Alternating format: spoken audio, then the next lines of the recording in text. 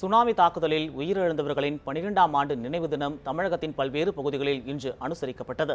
கடந்த 2004ஆம் ஆண்டு டிசம்பர் 26ஆம் தேதி இந்தோனேஷியாவில் ஏற்பட்ட பயங்கர நிலநடுக்கம் காரணமாக தமிழகத்தில் நாகை, வேளாங்கண்ணி, கடலூர், சென்னை, கன்னியாகுமரி உள்ளிட்ட கடலோர பகுதிகளில் சுனாமி தாக்கியதில் 5000த்திற்கும் மேற்பட்டோர் உயிரிழந்தனர். சுனாமி தாக்குதலில் உயிரிழந்தவர்களுக்கு பல்வேறு இடங்களில் இன்று அஞ்சலி செலுத்தப்பட்டது.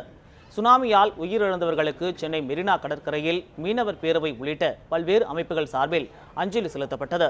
இதில் 500க்கும் மேற்பட்ட மீனவ குடும்பங்களைச் சேர்ந்த பெண்கள் மற்றும் பொதுமக்கள் பங்கேற்று பூக்கள் மற்றும் பால் குடங்களுடன் அமைதி பேரணியில் ஈடுபட்டனர்.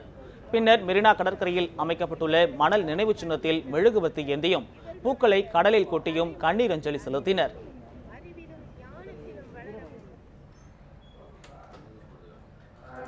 இதேபோல் கன்னியாகுமரி மாவட்டம் மணக்குடி மீனவ கிராமத்தில் புனித அந்திராயர் ஆலயத்தில் சுனாமியால் உயிரிழந்தவர்களுக்கு அஞ்சலி செலுத்தும் விதமாக திருப்பலி நடைபெற்றது. இதில் பங்கேற்றவர்கள் மௌன ஊர்வலமாக சுனாமி நினைவிடத்திற்கு சென்று கண்ணீர் அஞ்சலி செலுத்தினர். சுனாமி நினைவு தினம் இன்று அனுசரிக்கப்படுவதால் குமரி கடற்கரை கிராம மீனவ மக்கள் கடலுக்குள் மீன்பிடிக்க செல்லவில்லை.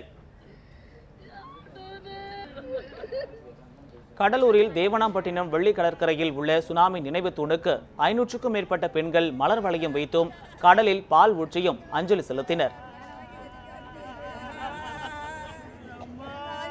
ஒட்டுமொத்த தமிழக மீனவர்களும் இன்று ஒரு நாள் கடலுக்கு செல்லாமல் தன்னுடைய வயிறையும் பட்டினி போட்டு இறந்த குடும்பங்களுக்கு ஆதரவு செலுத்தும் வகையிலே தமிழ்நாடு உள்ள மீனவர்கள் அனைவரும் வேலை நிறுத்தம் செய்துள்ளோம்.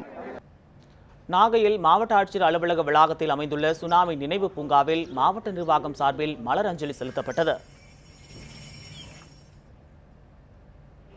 சுனாமி பேரலை தாக்கியதன் 12ஆம் ஆண்டு நினைவு தினம் புதுச்சேரி கடற்கரை கிராமங்களில் இன்று அனுசரிக்கப்பட்டது.